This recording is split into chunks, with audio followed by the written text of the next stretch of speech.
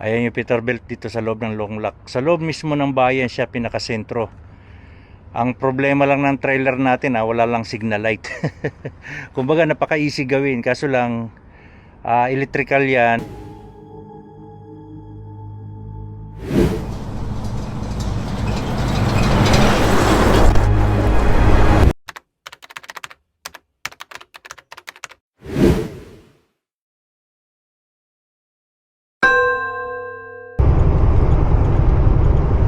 Dito tayo ngayon guys sa Trans-Canada Highway 11, Ontario. So papunta tayo ngayon ng Long Lac. Galing tayo sa Hearst, doon tayo nagpalipas ng gabi. So ito yung second days namin ni Tuken. Yung automatic talaga nakaka-antuken. Magiging antuken tayo kasi wala tayong cambio kundi drive lang. Hindi na ako tawag na to cross control kasi wala na, lalo akong gagawin, kaya hindi pedal lang ako, accelerator lang, hindi ako nagko cross control kasi ang cross control kusa nagsuslow down nito, so parang antukin ka talaga, kaya antukin sa automatic transmission. So ito yung Highway 11. Ito ang isa sa mga delikado tuwing winter kasi tingnan nyo, walang shoulder, di ba? May shoulder, malambot yan, hindi tayo pwede gumilid dyan basta-basta. So isa ito sa mga pinaka-delikado na highway. Kasi itong highway na to, nagdudugtong ito ng Manitoba. From Ontario, Manitoba, dugtungan sila.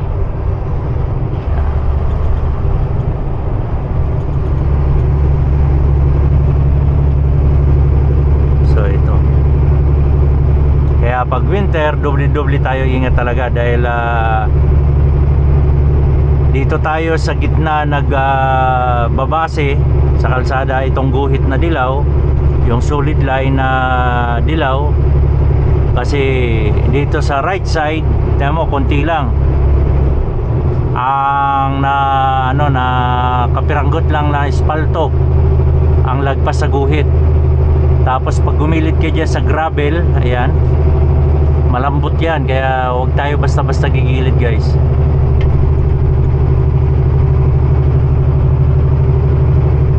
Kaya mostly ang nangyayari dito, side mirror to side mirror, nagkakabasagan dahil halos mga truck nandito sa gitna, ganyan, tumatapak na sa guhit. Ngayon hindi makikita ng bendix natin yan pag may cover ng snow, hindi makita ng bendix natin yan.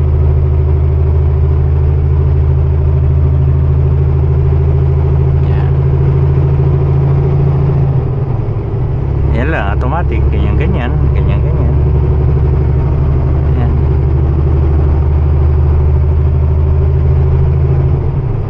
Kaya tukin siya, antukin.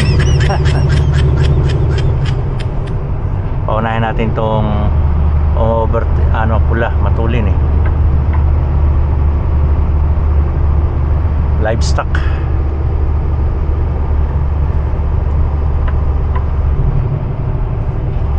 Sininyasan ko siya na overtake kasi mabagal lang tayo ito siya.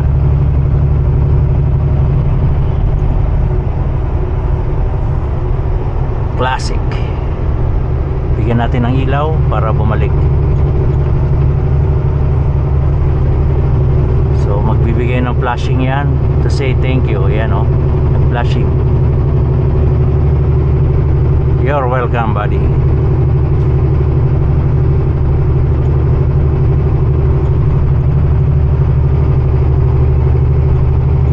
So doon na lang tayo magkita guys. Maglo-load check ako mamaya. So nandito na tayo guys sa Long Lac, dito sa maliit na bayan ng Long Lac, Ontario. paulit-ulit no. So maglo-load check lang tayo, kaso lang hindi na ako magba-vlog sa labas kasi napakaraming lamok. Ayan daming lamok. Magmamadali lang ako pag check ng tire tsaka mga ilaw. So hindi na natin kunan yan dahil pabalik-balik lang naman tayo dyan sa ginagawa na yan. At itong lugar guys, itong lugar ng Long Lac, merong pumakatok sa gabi, nanghihingi ng pera. Huwag nyo pagbubuksan ng pintuan yan magbukas lang kayo ng bintana, konti lang, magabot kayo ng pera kung gusto nyo magbigay. Pero wag na wag kayo magbibigay ng pagkain kasi baka kunwari nalason sila, kinain nila kunwari nalason, mamaya gumawa sila ng kwento, mahirap na, di ba? At isa pa, nangyari din sa akin dito na may kumakatok din na babae, mga kabataan, 2-3 ganon, nangungulit na umakyat sa truck dahil winter time yung panahon na yun So wag na wag nyong paakyatin dahil hindi natin alam kung anong utak nila. So ingat-ingat lang tayo, ingat-ingat. Walang masama sa tumulong, pero kung makakasama para sa atin, wag natin gawin. So yun, mahirap na yun. Lamok nakakatamad bumaba, pero kailangan natin mag-check ng tire tsaka load. So check muna ako. So guys, yung pag-check ko, hindi gumagana yung natin, right turn signal. So pupunta tayo ngayon ng Peterbilt para ipagawa ang trailer natin. So ganyan, double check talaga tayo, kasi hindi natin makikita dahil sa turn signal light lang ang wala. So double contact yan kailangan double check pa rin talaga natin yung mga ilaw. So bukod sa load at ilaw. So ngayon pupunta tayo ng Peterbilt dito sa Long Lac. May Peterbilt pala dito.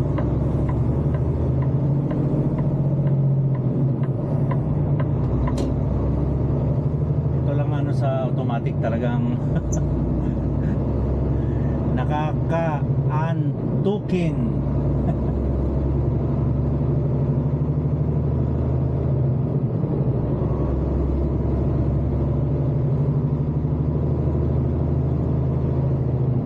So ito lang kagandahan, pag may problema tayo kahit saang lugar, tatawag lang tayo sa opisina, siservisan tayo.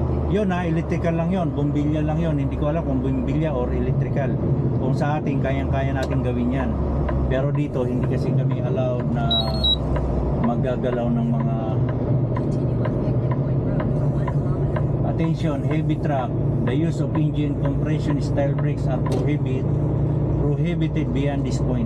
So bawal tayo mag engine brake dito, lalo't kung yung exhaust natin ay lumalagapak. Pero sa atin silencer naman to kasi maliit na bayan ito. Kung makikita nyo yan, may barko. Paano nakapasok dito yung barko, di ba? So pinagkaksayahan nila ng panahon talaga yan. Ito lang, ganito lang, maginhawa ang automatic. Ito, second day nga pala namin ni Ken. Maginhawa ang automatic. Wala ka nang ginagawa, yun nga lang, nakakaantok talaga. Kasi wala ka nang ginagawa kundi drive lang ng drive. So ako, hindi na ako gumagamit ng cruise control para yung paa ko kahit papano busy. Sa katatapak, pag binitawan ko, magmi-minor, di ba? Kaya doble ingat lang tayo dito kasi baka may tumatawid na bata, kasi siyempre mga sensitive yan sila dahil hindi sila sanay sa mga magulo, maingay, gano'n.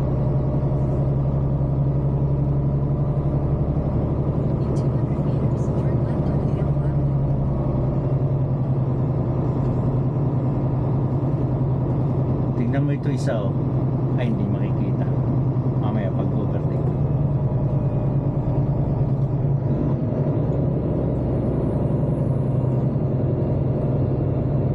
Radiator Turn pala left yung onto Hamill Avenue, then your destination will be on the right. radiator pala yung ano niya.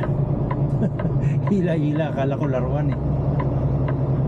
Hindi siya nagbuhat, may skateboard siyang ginamit. Nice din. Makikita niyo, di ba, yung naglalakad na tao.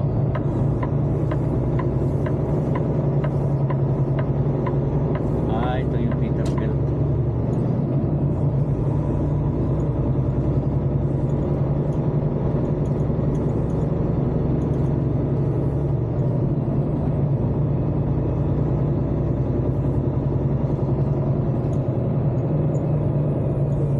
Your destination is on the right.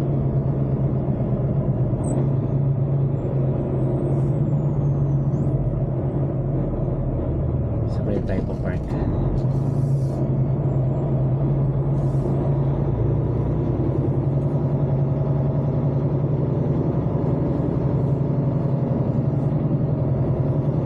Ang problema, trailer tayo kaya hindi natin alam kung saan tayo pa park. Baka dito sa loob.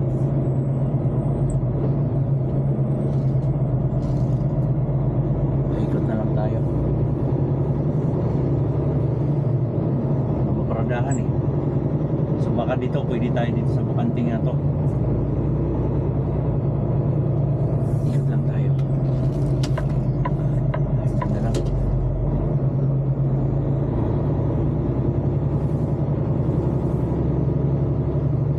Malitabayan kasi itong long lock na to.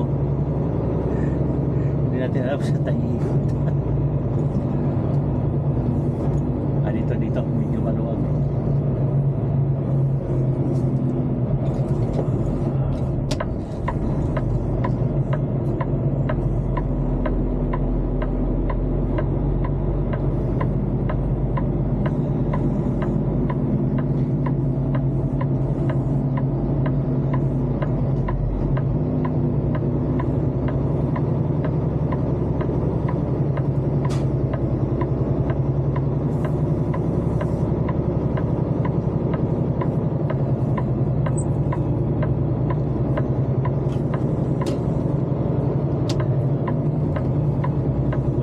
Bayan na to, tahimik, walang gaano sasakyan.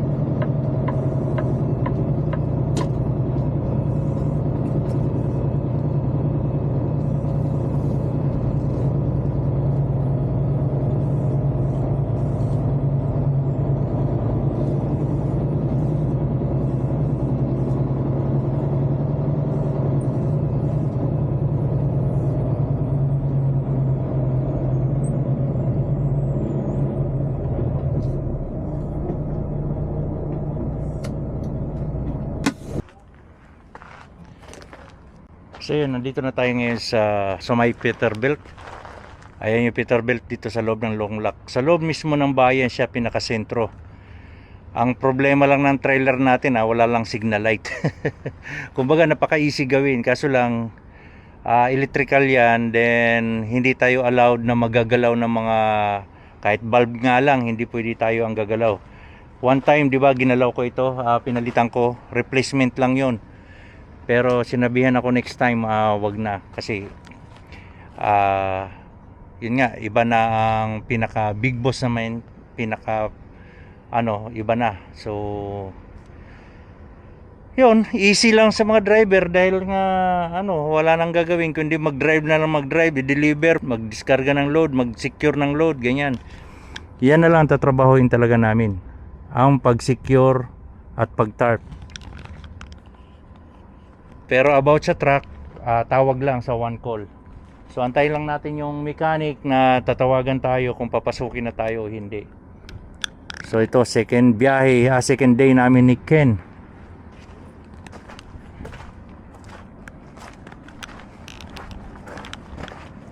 So yan, si Ken.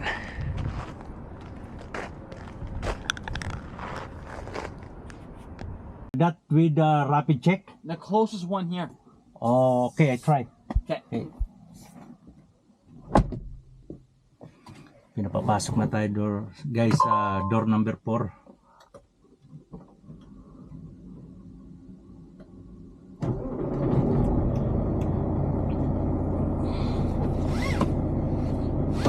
Yung door number 4 pinakasulok pa.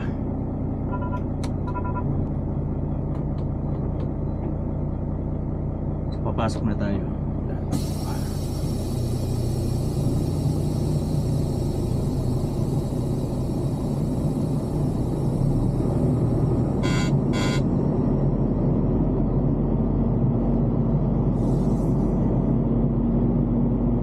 Tapos yung area nila medyo may kasikipan lang, pero kakayanin natin yan dahil kailangan natin magpagawa.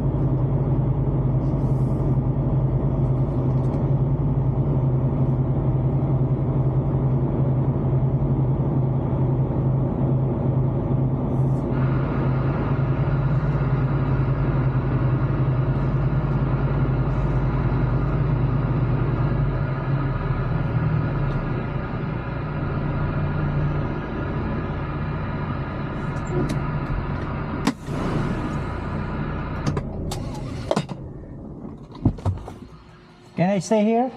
You'll have to go upstairs. All right. So yeah, okay.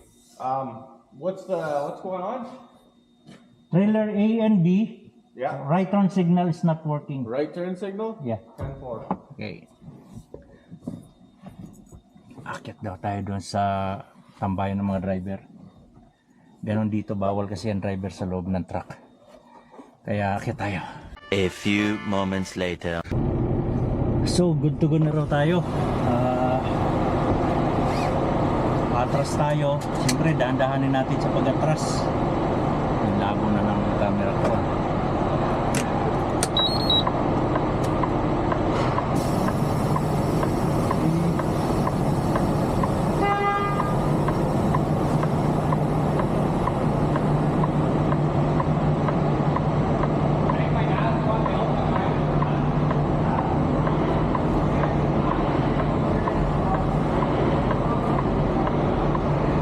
Dito tayo papaling.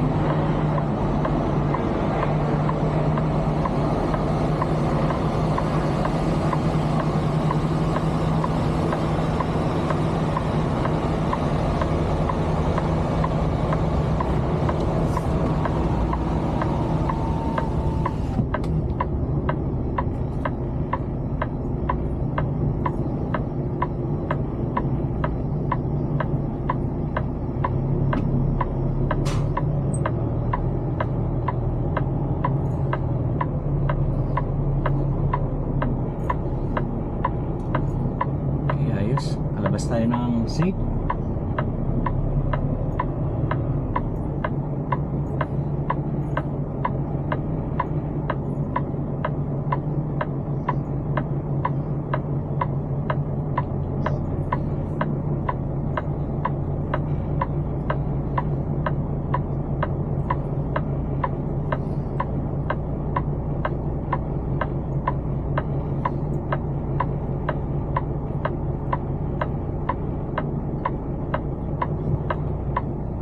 Pero double check pa rin natin. Park lang tayo saglit. Oops.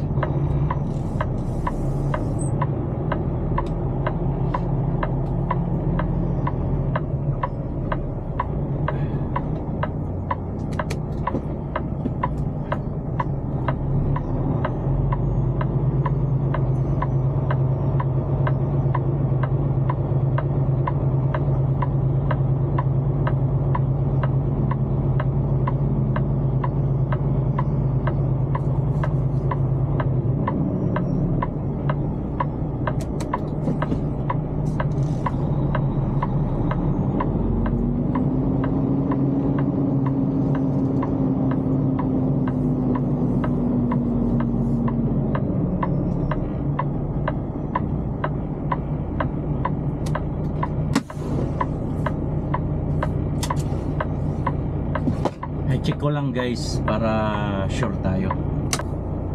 So alis na tayo guys.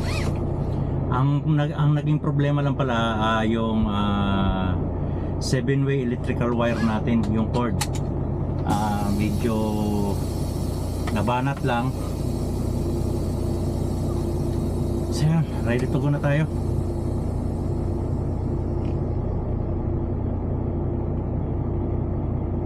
Let's go.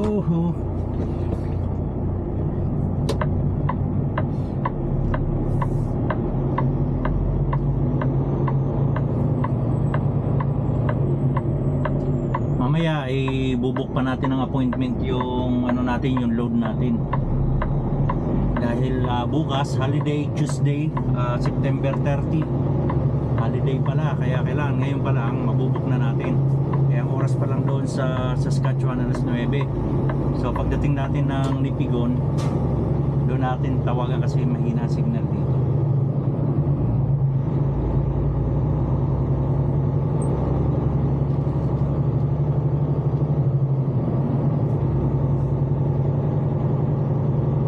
Or mamaya doon na lang tawagan natin.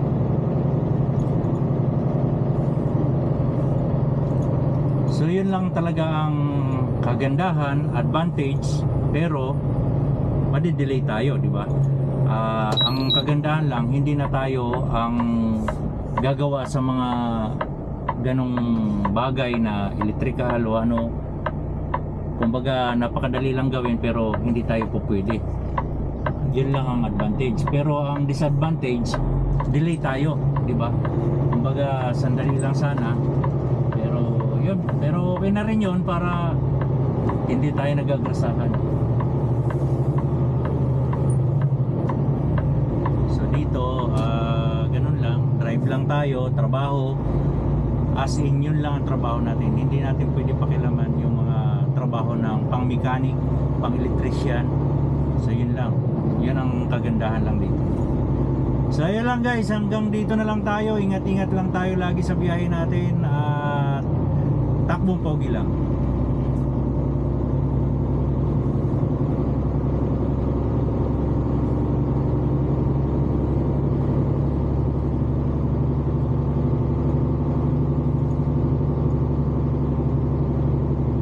Simpleng pamumuhay lang nila, no? Probinsyang-probinsya, tahimik.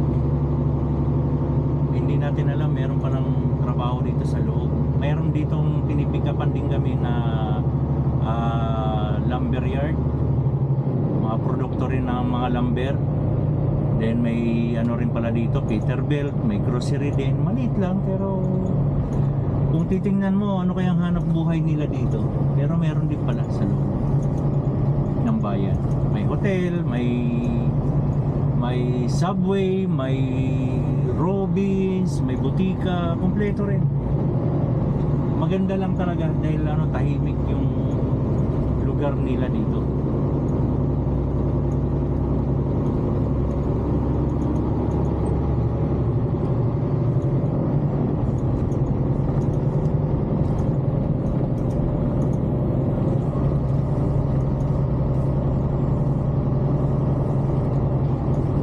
Pero yung barko na ipasok pa nila dito sa loob, pan-display lang. Tapos may playground sila ng skateboard, ayan o, palaruan ng mga bata.